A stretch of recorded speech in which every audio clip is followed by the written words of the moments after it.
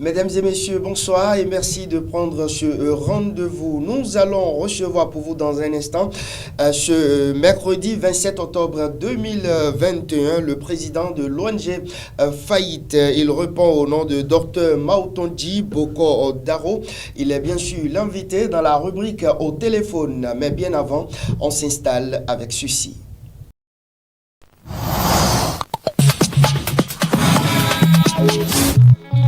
Le bulletin d'information vote de la loi sur l'avortement. Vlavono révèle un parlement aux ordres. C'est le titre ou la manchette du quotidien Matin Libre du jour. Je vous invite à suivre le contenu à travers ce récit. Comment une loi aussi controversée peut être votée à l'unanimité des députés présents et représentés? La question suscite beaucoup d'intérêt, surtout avec la prise de position publique de certains députés contre la dite loi.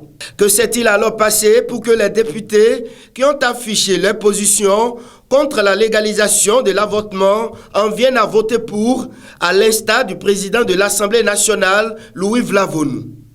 Y a-t-il eu des pressions? Non, avait répondu James William Bagidi, porte-parole de l'Assemblée nationale.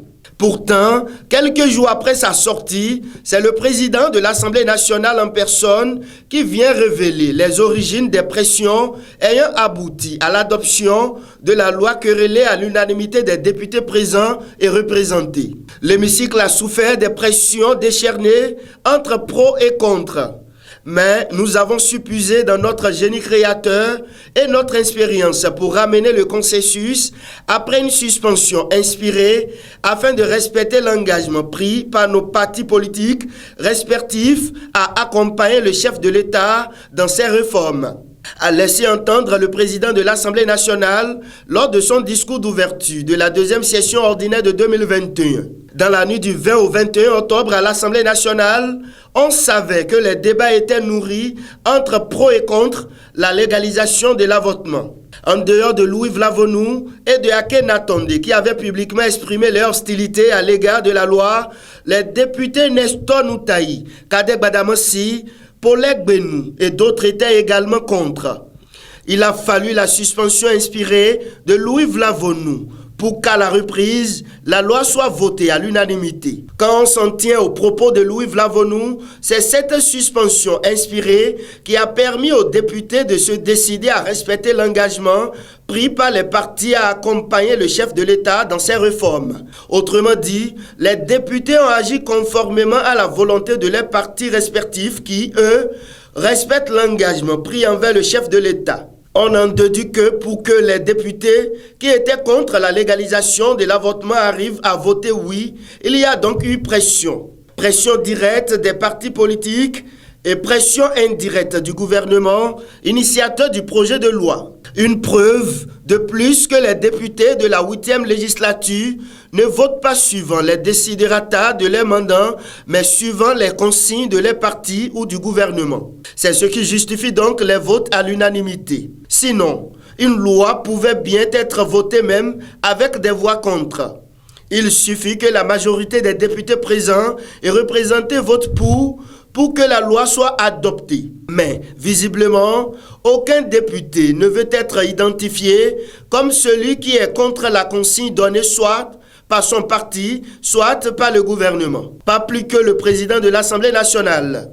Dans ces conditions, en quoi est-ce que le Parlement 8e législature est différente du Parlement 7e législature, qualifié de Parlement pipan?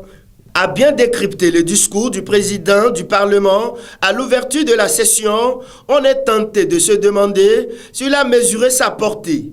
Tout porte à croire que face aux nombreuses critiques que suit l'Assemblée nationale depuis le vote notamment de cette loi portant sur la légalisation de l'avortement, le président de l'institution, Louis Vlavonou, qui avait déclaré urbi et orbi avec son collègue Akhenatonde qu'il voterait contre le projet, veut avoir finalement la conscience dégagée après que le oui l'a emporté à l'unanimité des députés présents et représentés. Il avoue publiquement qu'il aurait pu tenir parole en restant ferme jusqu'au vote sur son nom. Mais c'était sans compter avec cette suspension des débats en plénière qui a permis de se rappeler que les députés, via les partis politiques, avaient pris des engagements d'accompagner le chef de l'État dans ses actions. Conséquence logique, le projet ne devait en aucun cas être rejeté. N'est-ce pas là une façon de se sauver en indiquant implicitement qu'il y a cette pression d'engagement pris à ne pas perdre de vue qui a fini par avoir raison de la bonne foi en le disant dans un discours à une occasion aussi solennelle? Louis Vlavonou n'est-il pas en train de se libérer du joug dans l'espoir, peut-être que son message, qu'on peut considérer comme une dénonciation publique, sonnera comme une invite à qui de droit à lui laisser désormais les coups de franche d'agir? Les changements opaques seront désormais reprimés dans le département de l'Ouémé. C'est du moins la décision prise par l'autorité préfectorale. Une décision qui vient renforcer la lutte déclenchée récemment par le maire de la ville de Porto Novo, le maire Charlemagne Nyankoti. Une décision qui consiste à lutter également contre le chargement et le déchargement opaque. Ida Sagbo et Kabiru Adjadi ont tendu les micro aux transporteurs de la ville de Porto Novo.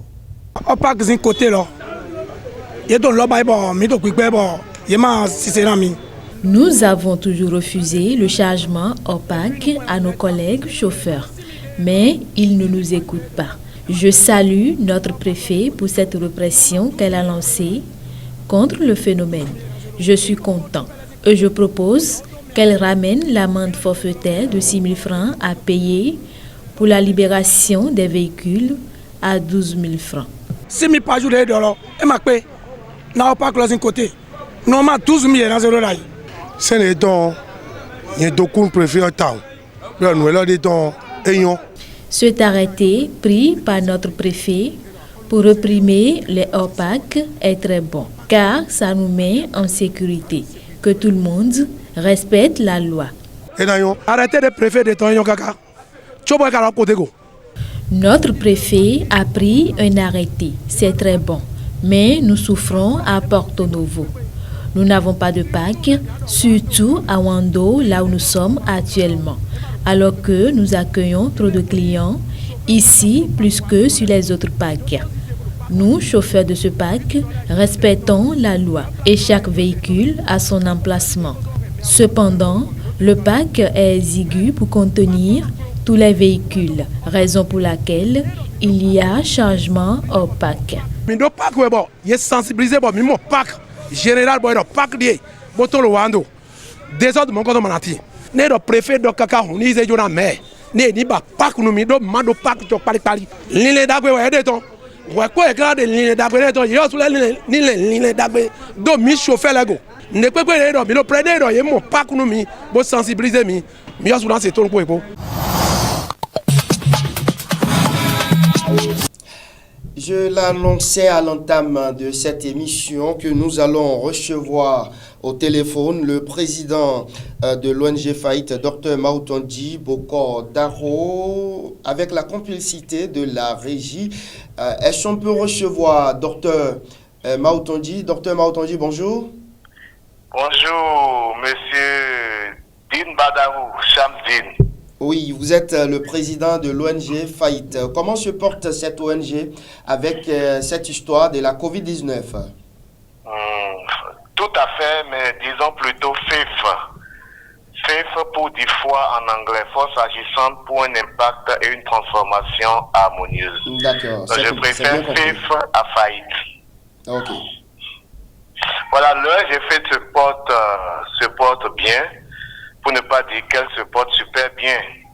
C'est vrai, le contexte de coronavirus est là. Les activités ont été certes un peu bousculées. Nous n'avons pas pour autant cessé d'impacter. Il y a eu plusieurs actions qui ont été menées en 2021.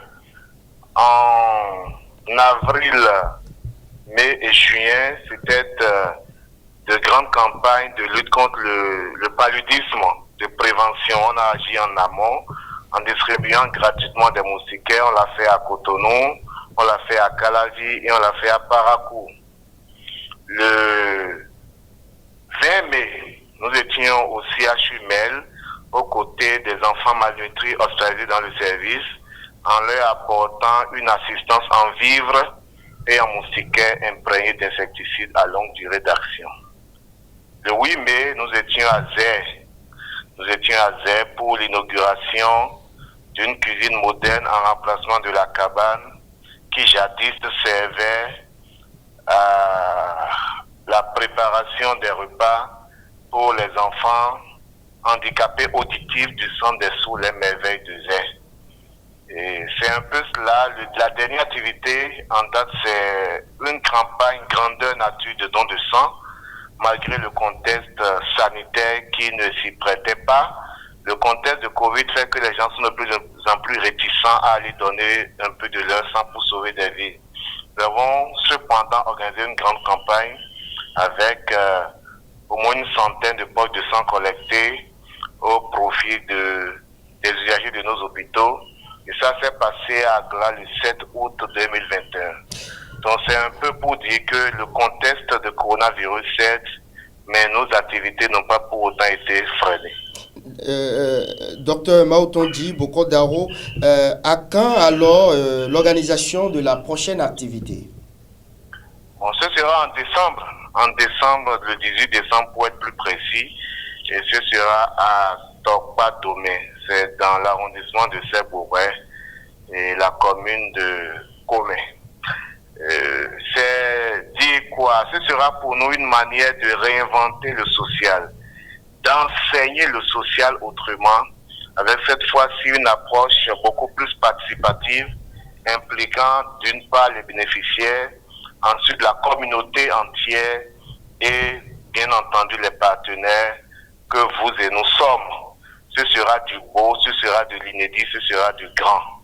Et je ne vous donne pas tous les détails, vous les découvrirez sur place le 18 décembre par la grâce de Dieu. Guérita TV sera certainement à vos côtés. Ah, nous l'espérons. L'activité, c'est une solidarité aux côtés des enfants orphelins de Tokpa Domé. Et comme je l'ai dit, ce sera de l'inédit parce qu'on va les servir autrement. Servir les orphelins autrement, tel est l'intitulé du projet. Dans un autre registre, la loi sur l'avortement a été votée récemment à l'Assemblée nationale par les députés à l'unanimité. Votre appréciation? Oui, la position de l'ONG FIF est claire et sans embâche.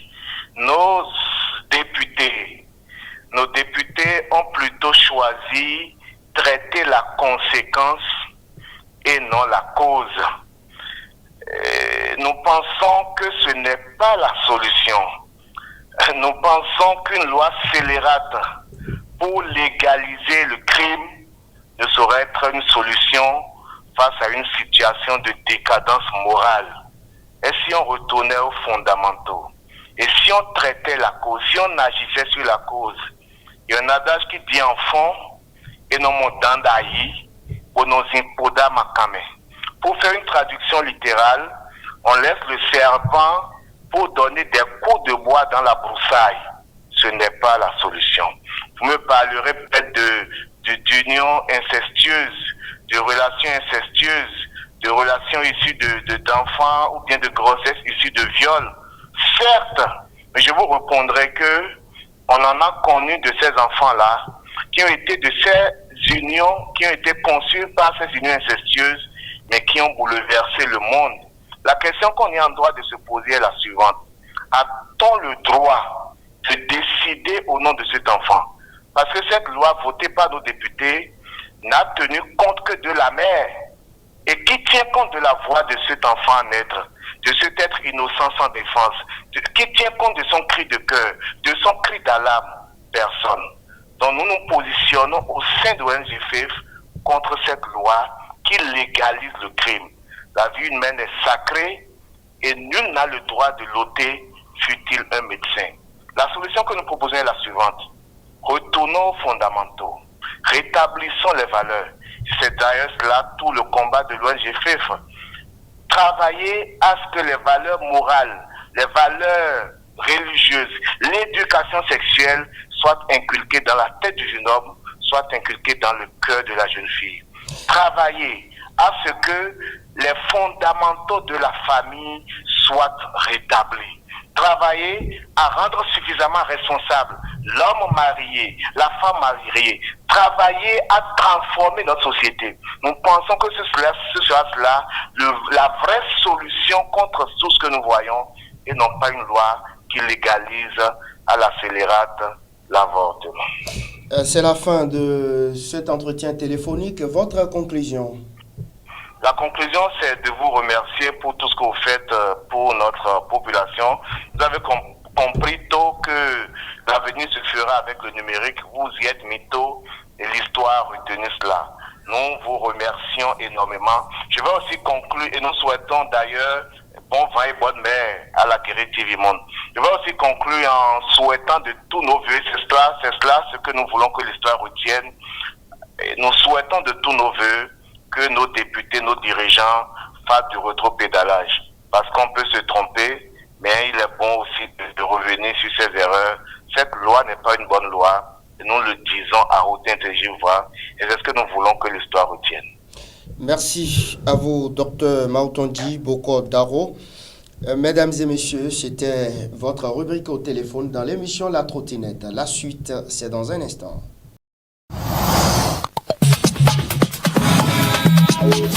La page rétro du jour donne la parole à l'imam Shakirou Amoussou. Il est le président du FASIC. L'homme se réjouit de la gouvernance talent. On l'écoute.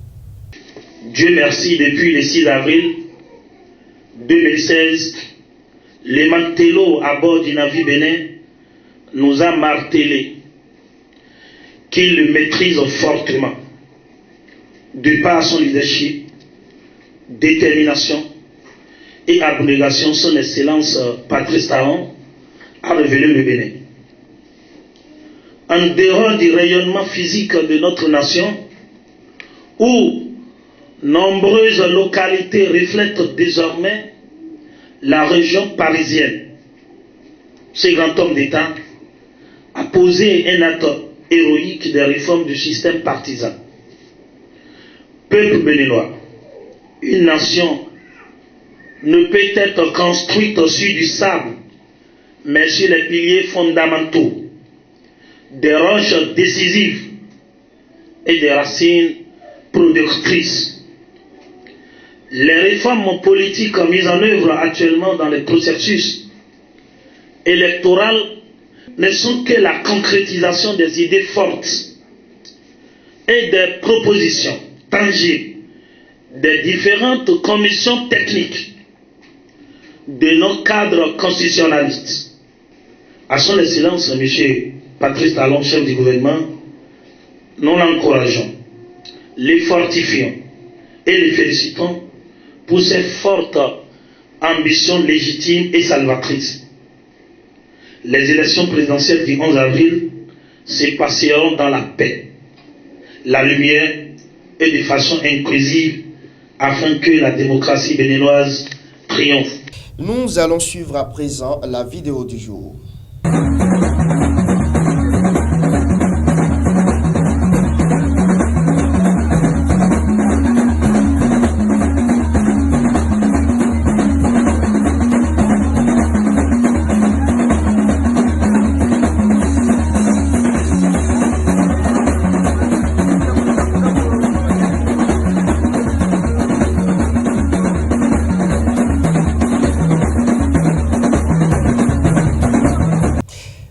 La bonne humeur du vieux. Merci à toutes et à tous pour votre aimable attention et votre fidélité légendaire à Guérite TV Monde. Kabiro Adjadi, Alphonse Boton, merci à vous et à demain.